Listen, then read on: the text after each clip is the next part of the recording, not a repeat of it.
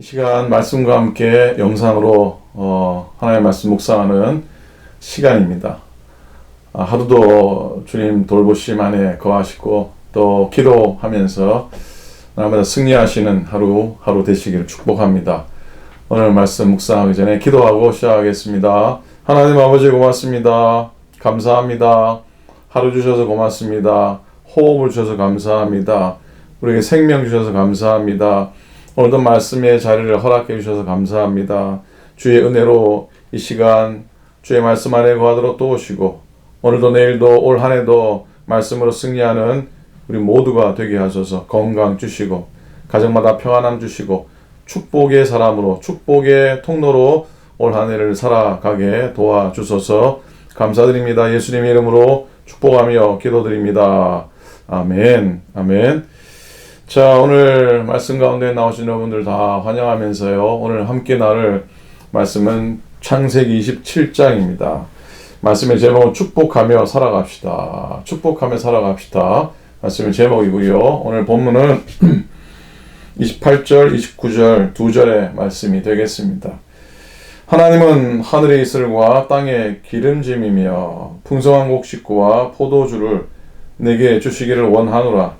만민이 너를 섬기고 열국이 내게 굴복하리니 네가 형제들의 주가 되고 내 어머니의 아들들이 내게 굴복하며 너를 저주하는 자는 저주를 받고 너를 축복하는 자는 복을 받기를 원하노라. 아멘.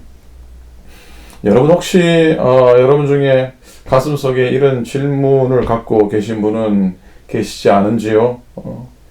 이런 겁니다. 에이, 내가 무슨 축복의 근원이야. 내게 돈이 있어. 건강이 있어. 우리 아이가 대학을 척척 붙기나 해. 사업이 척척 풀리기나 해. 내가 젊기를 해. 영어를 할 줄 알아. 내게 무슨 축복이 될 근거가 있어. 이런 생각을 할 때가 혹 있을지 모릅니다. 그러나 아닙니다. 그렇지 않습니다. 한번 생각해 보세요. 한 아이는 노인이 있었습니다. 힘이 빠져서 손을 제대로 가눌 수 없는 사람. 주체할 수 없이 떨리는 이 손으로 눈은 보이지 않아 큰 아이인지 작은 아이인지 분별할 수 없는 오락가락하는 한 노인네. 그 노인 하나가 아들을 끌어안고 손을 얹어 축복했던 그 축복의 한마디 때문에 한 인생이 바뀌게 되고 한 민족의 역사가 달라지게 됩니다. 자, 그 주인공은 바로 이삭이죠. 자, 이삭이라고 하는 노인입니다. 나이가 많아 눈이 어두워 아들이 맞이인지 둘째인지 구분을 못할 정도입니다. 귀도 흐릿해서 도대체 저 음성이 맞이인지 둘째인지 구분도 잘 못합니다. 그런 노인네가 이제 죽을 날이 얼마 남지 않아서 죽기 전에 아들을 축복하려고 합니다. 맏아들 에서를 불렀습니다. 얘야, 내가 오늘은 너를 마음껏 축복하고 싶으니까 맛있는 별미를 만들어 오너라. 에서가 기분이 좋아서 맛있는 멧돼지 사냥을 나가게 됩니다. 그런데요, 부엌에서 가만히 엿듣고 있던 어머니가 둘째 야곱을 부릅니다. 야, 빨리 네 형의 모습으로 꾸며서 아버지께 장자의 축복 기도를 받으라 그럽니다. 자, 이 두 모자가 죽이 잘 맞습니다. 어머니는 양고기를 준비합니다. 야곱은 염소 털로 손목이며 목이며 형처럼 꾸며서 아버지께 들어갑니다. 아버지 이삭의 손을 만져보고 목을 만져보니 털이 부슬부슬. 틀림없이 형의 에서의 모습입니다. 그런데 음성은 좀 달랐나 봅니다. 천상 야곱의 목소리 같습니다. 그래서 이삭이 이런 말을 하죠. 22절에 보면 이삭이 만지며 이르되 음성은 야곱의 음성이나 손은 에서의 손이로다. 자, 그러면서 이 이삭은 둘째 아들 야곱에게 그냥 형의 장자권을 샀던 이 둘째 아들 야곱이 들으면 서운하겠지만 이 사기꾼 같은 둘째 아들 야곱을 축복하게 됩니다. 그런데 이 축복을 받고 나서 세월이 흘러 20년이 지난 후에 이 야곱은 다른 사람이 됩니다. 더 이상 사기꾼 같은 사람이 아닙니다. 이스라엘이 됩니다. 하나님 나라의 왕자가 된 것이죠. 이 축복으로 인해서 그냥 평범한 유대인으로 말 뻔했던 이 가문이, 이 사람이 만민의 복이 되는 그런 축복의 언약을 성취받게 됩니다. 여러분, 우리도 그렇게 될 수 있는 줄로 믿습니다. 혹 돈이 없고 힘 없고 배운 것 없어도요, 우리가 축복으로 한 사람의 생애를, 또 한 가문의 장래를, 또 한 교회의 미래를, 한 민족의 장래를 바꿀 수가 있습니다. 그 일을 위해서 하나님께서 우리를 부르셨습니다. 마음껏 축복하는 게 정말 축복하는 손이 되는 겁니다. 그래서 오늘 본문을 통해서 축복하는 사람의 4가지 모습을 한번 찾아 보았습니다. 자, 한 사람이 다른 사람을 축복해서 그 생애를 뒤집어 놓는 요소들이 발견됩니다.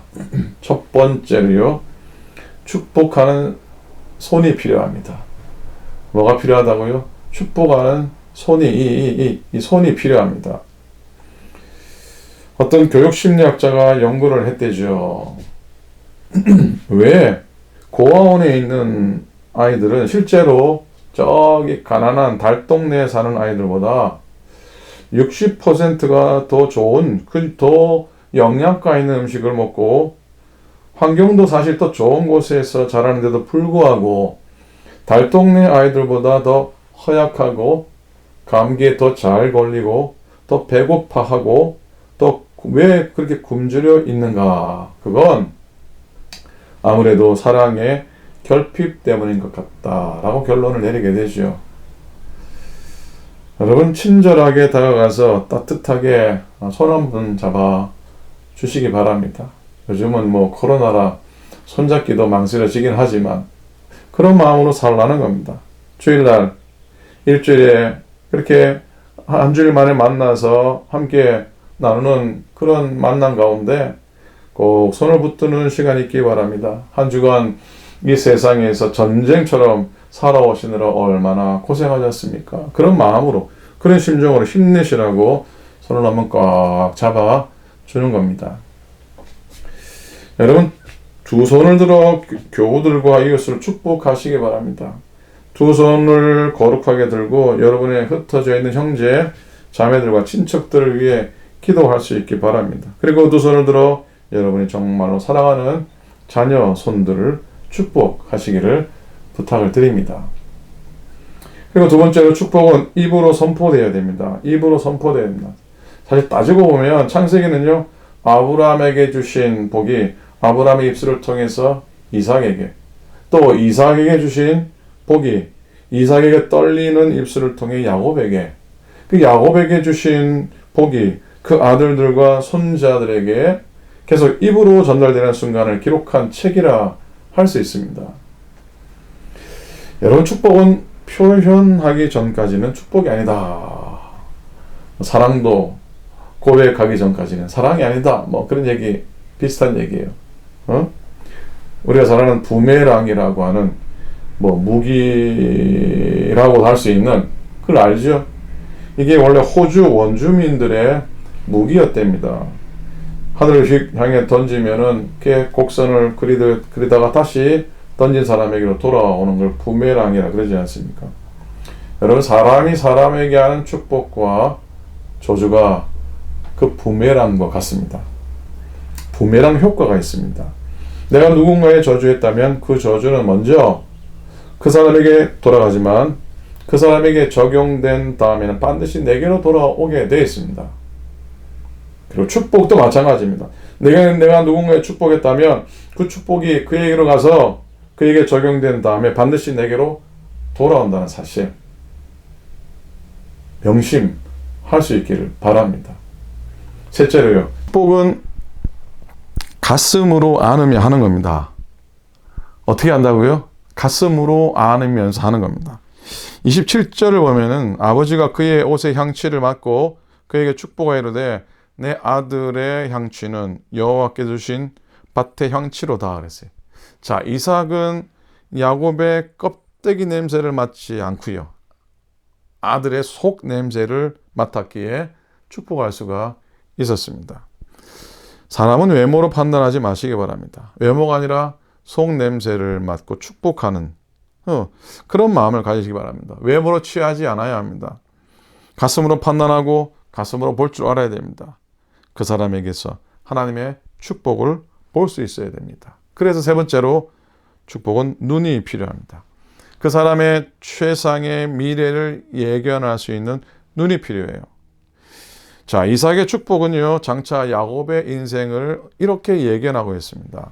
세 가지, 27조 오늘 읽은 본문의 말씀을 보면 첫 번째는 물질과의 관계에서 내게 형통이 있을 것이다. 둘째로 사람과의 관계에서 형통할 것이다.